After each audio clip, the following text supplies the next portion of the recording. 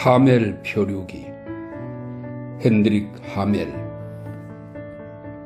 1668년 우리들은 인도 총독과 평의의 명령으로 1653년 6월 18일 스페르베로호를 타고 바타비아, 자카르타를 말합니다. 바타비아에서 포르모사, 타이완이고요. 포르모사로 향했다. 코르넬리스 게이사르 경이 함께 성선하고 있었는데 니콜라스 페르비르크 경의 후임으로 포르모사 총독에 부임하러 가는 길이었다. 순조로운 항해로 7월 16일에 타이완의 정박지에 도착하여 게이사르 경과 화물들을 내려놓았다. 7월 30일 우리는 타이완 총독과 평의의 명령으로 다시 야빤은 일본입니다. 야빤으로 출항했다. 순조로운 항해가 되기를 하나님께 기도드리며 항해를 시작하였다. 7월 마지막 날, 날씨가 매우 좋았는데 저녁 무렵부터 포르모사 해안가 쪽에서 폭풍이 불어왔다. 밤이 되자 날씨가 더욱더 거칠어졌다. 8월 1일 새벽, 우리는 조그만 섬 근처에 있다는 것을 알았다. 어떻게 해서든 섬 뒤편에 닻을 내릴 만한 장소를 찾으려고 최선을 다했고 결국 위험을 무릅쓰고 닻을 내리는 데 성공하였다. 바다는 더욱더 거세어졌다. 그 섬의 바로 뒤편에 큰 암초가 있었기 때문에 우리는 닻을 내린 상태로 그곳에 갇혔다. 선장이 배 고무의 전망대 창문으로 우연히 발견한 것이 참으로 다행이었다. 안 그랬다면 우리는 이 섬에 난파되어 목숨을 잃었을지도 모른다. 너무 어두웠기 때문에 나중에서야 우리가 그 당시 화성총 사정거리 안에 있다는 것을 알았다. 날씨가 개고 나서 보니 우리가 있는 곳이 시나, 중국을 말합니다. 시나 해안 근처였다. 완전 무장을 한 시나 군대가 해안을 따라 행진하는 것이 보였다. 그들은 우리가 그곳에서 좌초되기를 기대하는 것 같아 보였는데 다행히 전지전능한 하나님의 도움으로 그렇게 되지는 않았다. 그날 폭풍은 가라앉기는커녕 더욱 심해져서 우리는 그 다음 날까지 그곳에 정박하였다. 8월 2일 아침 무렵에는 바람이 매우 고요했다. 시나 병사들은 여전히 그곳에 몰려 나와 있었는데 마치 배고픈 늑대처럼 우리를 기다리고 있는 것 같았다. 우리는 닻과 밧줄 그리고 여러 가지 상황을 대비하기 위해서 닻을 올리고 항해를 하기로 결정하였다. 그렇게 우리는 그들의 시야에서 벗어날 수 있었다. 그날 후가 그 다음날 밤에는 거의 바람이 불지 않았다. 8월 3일 아침녘에 우리가 해류에 의해 20마일이나 떠밀려 왔다는 것을 알았다. 다시 포르모사 해안이 보이는 것이다. 우리는 포르모사 해안과 시나 해안 사이로 항로를 정했다. 날씨는 좋았고 미풍이 불었다. 8월 4일부터 11일 바람이 많이 불지 않기도 하고 거센 바람이 불기도 해서 시나 해안과 포르모사 해안 사이를 표류하였다. 8월 11일 우리는 남동쪽에서 불어오는 비를 동반한 강한 바람을 다시 만나서 동북 방향으로 항해했고 거기서 동쪽 방향으로 진로를 잡았다. 8월 12일에서 14일 비를 동반한 거센 바람이 심해져서 어떤 때에는 항해가 가능했지만 또 어떤 때는 항해를 할 수가 없었다. 바다가 더욱 사나워졌고 끊임없이 파도가 일어나 배가 심하게 흔들렸다. 급기야 배에 물이 들어오기 시작했지만 더 이상 아무런 대책도 세울 수가 없었다. 낯선 해안으로 떠밀려가는 위험을 피하기 위해 그저 표류할 수밖에 없었다. 8월 15일 바람이 너무 심하게 불어서 갑판 위에서 서로 말하는 소리가 들리지가 않아 의사소통이 되지 않았다. 작은 돛조차 올릴 수가 없었다. 배에는 다시 물이 더 많이 새어들기 시작해서 물을 퍼내느라 매우 바빴다. 바다가 너무 사나웠고 때때로 거센 강풍을 맞았기 때문에 우리는 침몰을 피할 수 없겠다고 생각하였다. 거센 파도가 덮칠 때마다 배에 물이 너무 많이 들어와서 우리는 침몰을 각오하지 않을 수 없었다. 저녁 무렵 파도가 뱃머리를 치는 바람에 유리창이 다 날아가고 제1사장이 부러져 나가고 이물과 고물을 모두 잃을 위험에 처했다. 우리는 전력을 다해 다시 이물을 고정시키려고 하였으나 배가 심하게 요동치고 높은 파도가 계속해서 밀려왔기 때문에 모든 노력은 숲으로 돌아가고 말았다. 우리가 할 수 있는 일이라고는 파도를 피하는 것 외엔 다른 방법이 없는 것 같았으며 앞돛대의 큰 돛을 약간 올리는 것이 좋을 듯 했다. 그래야만 위기에 처한 우리의 생명과 배와 회사의 물품을 가능하면 많이 구할 수 있고 어마어마한 파도에서 벗어날 수 있을 것이라는 생각이 들었다. 우리는 이것이 하나님의 도움 다음으로 최선책이라는 생각이 들었다. 뒤쪽에서 갑자기 파도가 덮쳐서 앞돛대의 큰 돛을 올리던 갑판 위의 선원들이 거의 휩쓸려 갈 뻔하였다. 배에 물이 가득 차자 선장은 선원들에게 소리쳤다. 전능하신 하나님께 모든 것을 맡기자. 이런 파도가 두 번만 더 밀려오면 우리는 죽을 것이다. 죽음 외에는 더 이상 견딜 수 있는 방법이 없다. 두 번째 선시계의 두 번째 시간쯤 되었을 때, 이것은 배에서 선원이 사용하는 자체 시간을 말하고 새벽 1시경을 뜻합니다. 두 번째 선시계의 두 번째 시간쯤 되었을 때 밖을 내다보던 사람이 소리쳤다. 육지다, 육지다. 겨우 화성총 사정거리, 때는 100m 정도 된다고 합니다. 화성총 사정거리를 떨어져 있었는데 어둠과 폭우 때문에 육지를 보지 못한 것이다. 우리는 노를 내린 다음 즉시 닷도 내렸다. 그러나 파도와 수심 그리고 강한 바람 때문에 닷이 바닥에 고정되지 않았다. 그때 갑자기 배가 해안가에 3번쯤 충돌하더니 산산조각이 나버렸다. 하갑한 선실에 있던 사람들의 목숨을 구하기 위해 갑판 위로 올라올 시간도 없었다. 갑판에 있던 사람들 중 몇몇은 배에서 뛰어내렸고 다른 몇몇은 파도 때문에 사방으로 휩쓸려 갔다. 해안에 닿은 사람은 15명뿐이었는데 대부분 알몸이었고 부상을 심하게 입었다. 처음엔 다른 이들은 다 죽었을 거라고 생각했으나 바위 위에 앉아있다 보니 차츰 난파선에 갇혀있던 사람들의 비명소리가 들렸다. 그러나 너무 어두워서 아무도 발견할 수 없었고 도울 수도 없었다. 여기 그림과 함께 설명문이 있습니다. 1653년 6월 18일 네덜란드 암스테르담 동인도 회사 소속 상선 스페르베르호는 자카르타를 출항해서 타이완을 거쳐 일본으로 향했다. 그런데 7월 말부터 악천후로 표류를 거듭하다가 결국 8월 16일 제주도에 난파되고 말았다.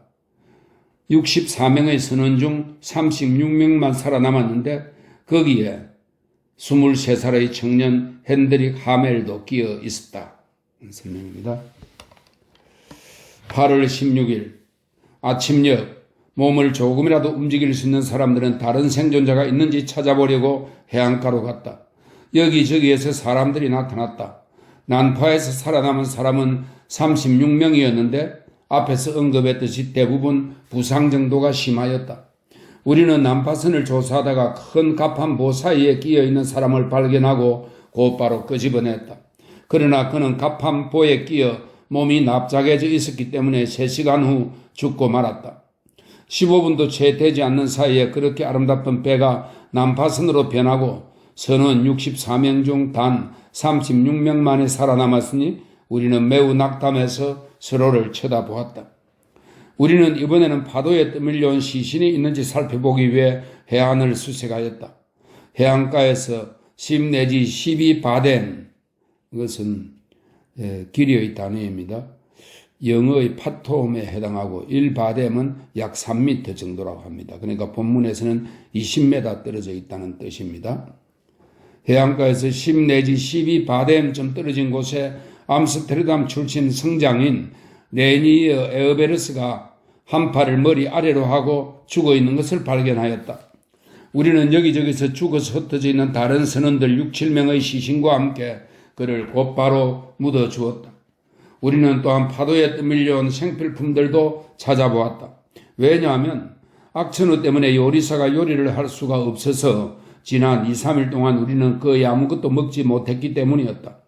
우리는 간신히 밀가루 한 포대, 고기와 베이컨이 조금 든 상자 하나, 그리고 포도주 한 통을 발견하였다. 포도주는 부상자들에게 유익한 것이었다.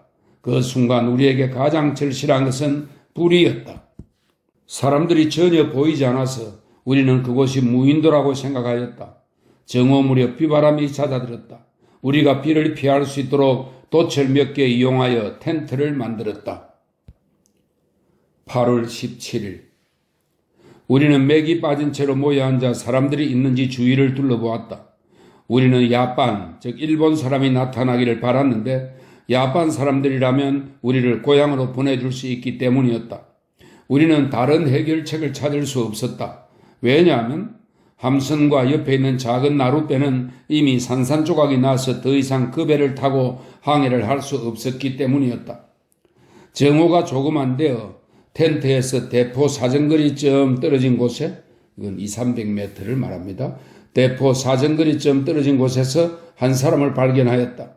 우리는 그에게 손질했지만 그는 우리를 보자마자 달아나 버렸다.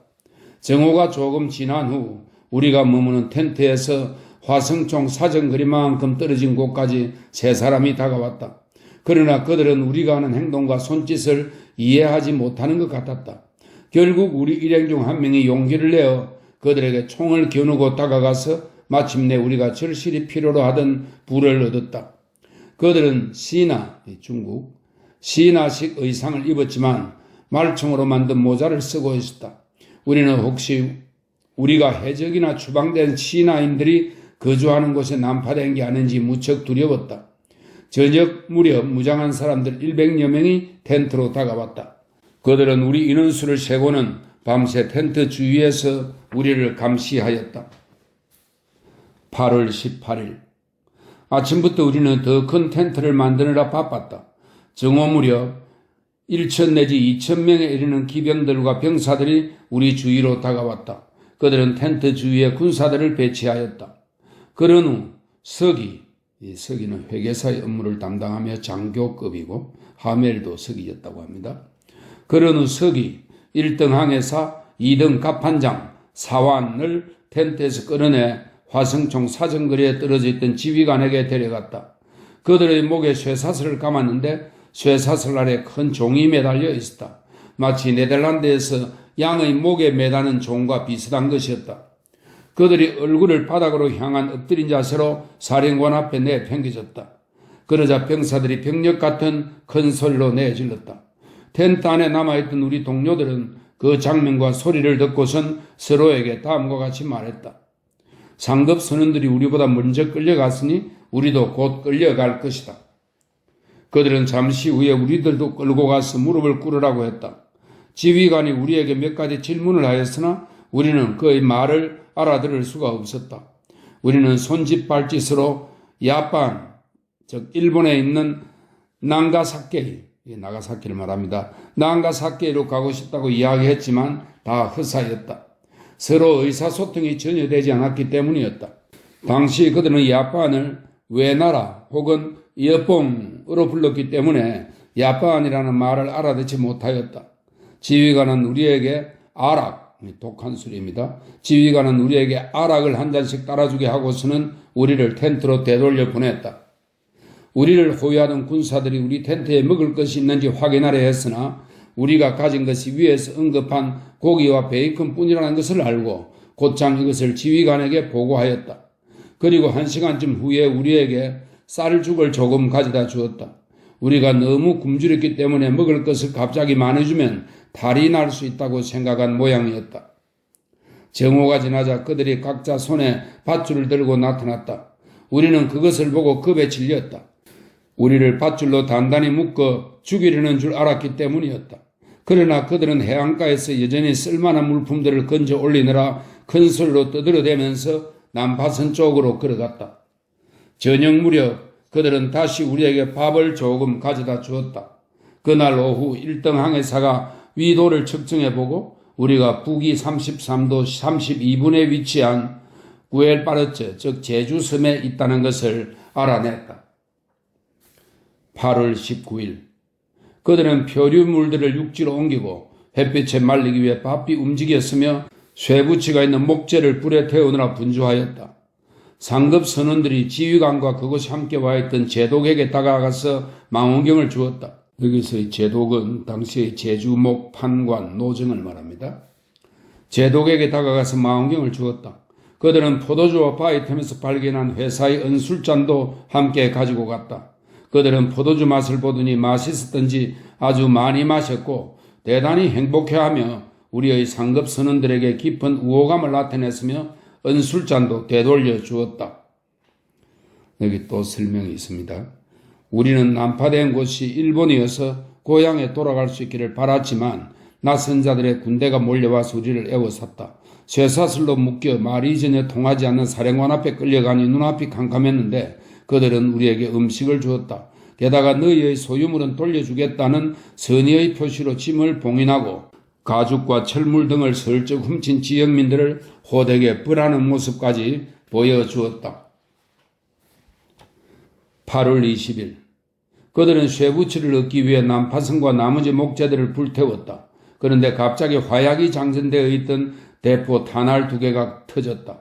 그러자 지휘관부터 군졸까지 모조리 도망쳤다. 잠시 후 그들이 우리에게 오더니 또 폭발할 것이 있는지 손짓 발짓을 해가며 물었다. 우리는 그러지 않을 거라고 이야기했다. 그들은 자신들이 하던 일을 계속하였으며 하루에 2번씩 우리에게 먹을 것을 갖다 주었다. 8월 21일 아침에 우두머리가 와서 우리를 부르더니 텐트 안에 물건들을 봉인해야 한다며 가져오라고 명령하였다. 우리는 그렇게 하였다. 우리가 보는 앞에서 그것들은 즉시 봉인되었다. 우리가 앉아있는 동안 몇 명의 도둑들이 끌려왔다. 난파선 물품을 인양할 때 모피, 철재료, 그 외 물품들을 훔친 약탈자들이었다. 그들은 훔친 물품들을 등에 지고 있었다. 그들은 모든 물품을 보관할 것이라는 징표로 우리가 보는 앞에서 그들을 처벌하였다. 길이가 약 1바덴쯤 되고 굵기는 보통의 팔뚝만한 막대기로 각각 30대에서 40대씩 발바닥을 때렸는데 몇 명은 발가락이 떨어져 나갔다. 정오 무렵 그들은 우리가 떠나야만 한다고 알렸다. 말을 탈 수 있는 사람에게는 말이 주어졌고 부상 때문에 말을 탈 수 없는 사람은 지휘관의 명령으로 들것에 실렸다. 우리는 곧장 기병들과 보병들의 엄한 호위를 받으며 출발하였다. 저녁 무렵 따장, 제주도 대정이라는 곳입니다. 대정입니다. 저녁 무렵 따장이라는 작은 마을에 도착했다. 그들은 우리에게 음식을 약간 먹인 후 모두가 함께 잠잘 수 있는 집으로 데려갔다. 여관이나 숙소라기보다는 마국간처럼 보였다. 그날 4마일쯤을 여행하였다. 8월 22일 아침 무렵 우리는 다시 말을 타고 요새를 향해 가다가 아침을 먹었다. 그곳에는 전함 2대가 있었다. 오후에 우리는 목관, 여기서는 제주목을 의미합니다. 목관이라는 도시에 도착하였다. 그 섬을 다스리는 목사의 관저가 있는 곳으로 그들은 주지사를 목사를 말합니다. 목소라고 불렀다. 우리가 도착하자 그들은 우리를 관청 앞마당으로 데려가서 마실 수 있는 죽을 주었다. 우리는 이것이 우리의 마지막 음식이며 우리가 곧 죽을 것이라는 생각이 들었는데 왜냐하면 그들의 무기와 복장이 소름 끼칠 정도로 무섭게 보였기 때문이다.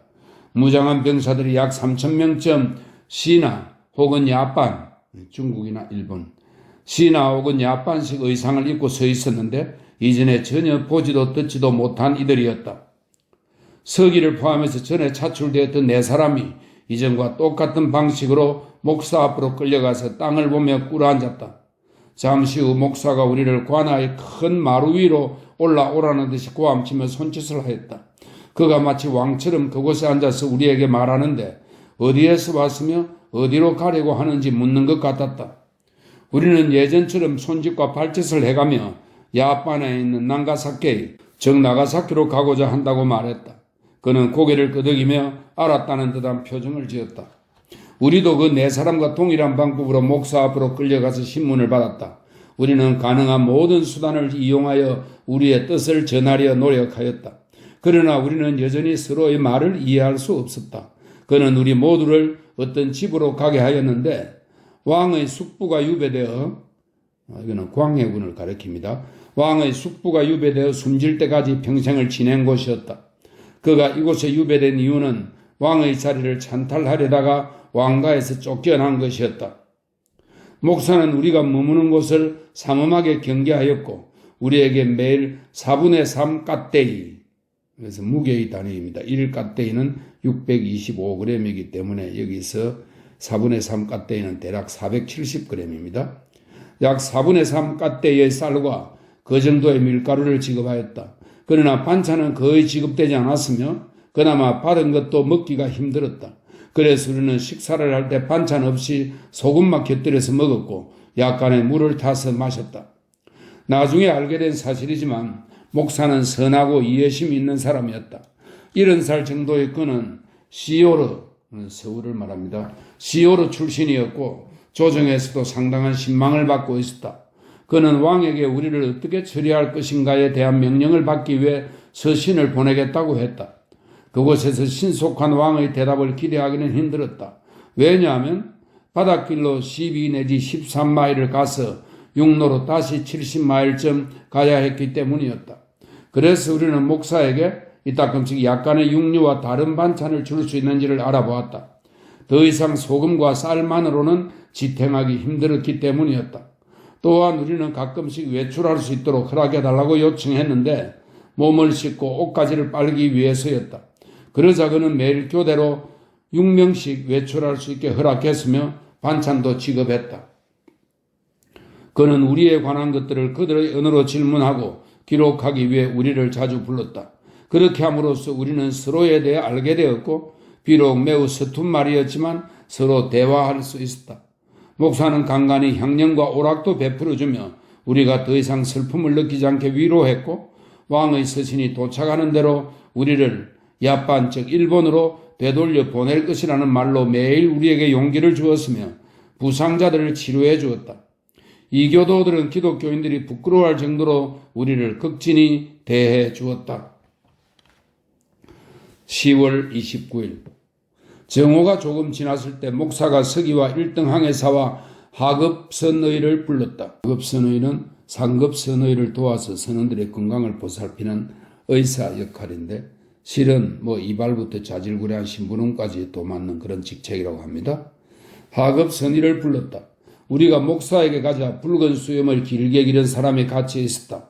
목사는 우리에게 그가 누구인지 물었고 우리는 그와 우리가 같은 네덜란드 사람이라고 대답하였다. 그러자 목사가 웃기 시작했는데 그 사람이 조선 사람이라고 말하려는 것 같았다. 우리가 서로 손짓 발짓으로 많은 이야기를 나눌 때까지 조용히 있던 그 사람은 서툰 네덜란드 말로 우리가 어느 나라 사람이며 어디에서 왔는지 물었다. 우리는 암스테르담에서 온 네덜란드 사람이라고 대답하였다. 그러자 그는 우리가 어디에서 왔으며 어디로 가는 중이었는지 물었다.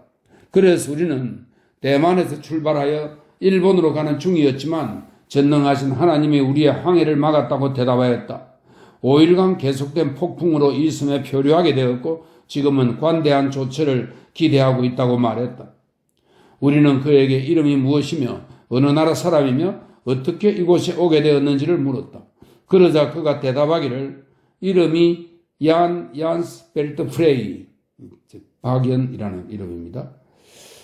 이 하멜의 그런 애초에 보고서였기 때문에 박연과의 만남이 묵미건조하게 기술되어 있는데 조선적 기록에 따르면 26년 만에 고향 사람을 만난 박연이 제 옷깃이 다 젖을 정도로 울었다 하는 기록도 있다고 합니다. 이름이 얀얀스 벨트프레이이며 더레이프 출신이라고 하였다. 1626년 네덜란드에서 훌란디아호를 타고 출항했고 1627년 더 아우버게르크, 구교회라는 뜻입니다. 더 아우버게르크호를 타고 야반으로 가던 중 역풍을 맞아 조선 해안으로 밀려오게 되었다는 것이다. 물이 필요해서 보트를 타고 육지로 갔다가 그곳 주민들에게 3사람이 붙잡혔는데 나머지 사람들은 보트를 타고 도망가서 배를 출항시켜버렸다고 말하였다. 또 셋 중에서 2명은 17, 18년 전 청나라에 의한 침략전쟁에서 병자호란을 말합니다. 침략전쟁에서 사망했다고 말했다. 그 2사람은 더 레이프 출신의 드럭 헤스베르종과 암스테르담 출신의 비트러스 베르바스트로 벨트프레이와 함께 네덜란드에서 출항했던 자들이었다.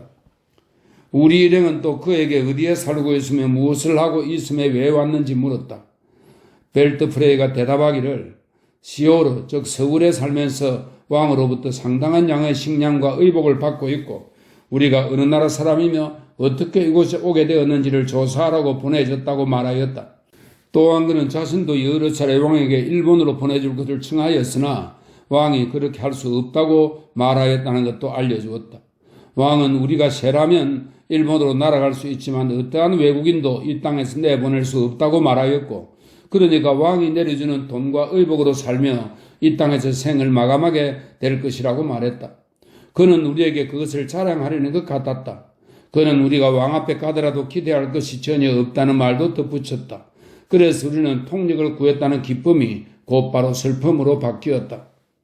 벨트 프레이는 57, 8세쯤으로 보였고 모국어를 많이 잊어버려서 처음에는 우리가 그의 말을 거의 이해할 수 없었으나 한 달이 지나자 그가 다시 모국어를 되찾았다.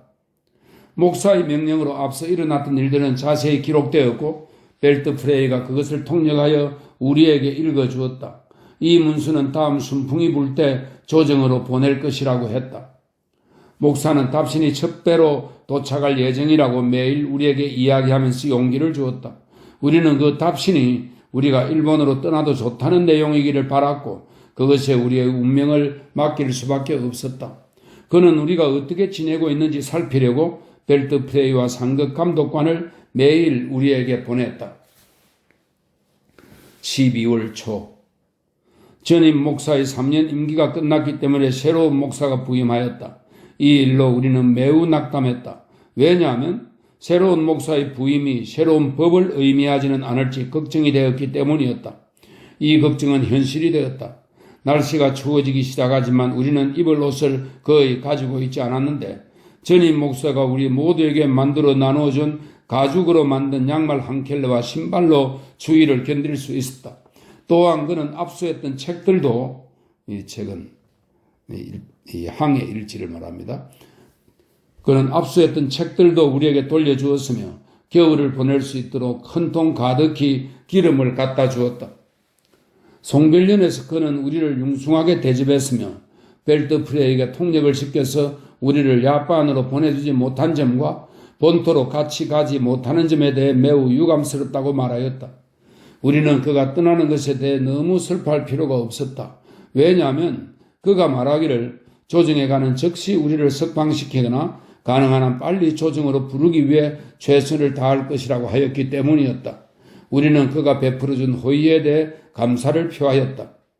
신임 목사가 부임하자마자 우리는 더 이상 부식을 지급받지 못했으니 다시 식사가 소금이 들어간 쌀과 물로 돌아갔다. 우리는 역풍이 불어서 아직 섬을 떠나지 못하고 남아있던 전임 목사에게 불만을 토로하였지만 임기가 끝났기 때문에 자신이 할 수 있는 일은 더 이상 없다는 답변을 들었다.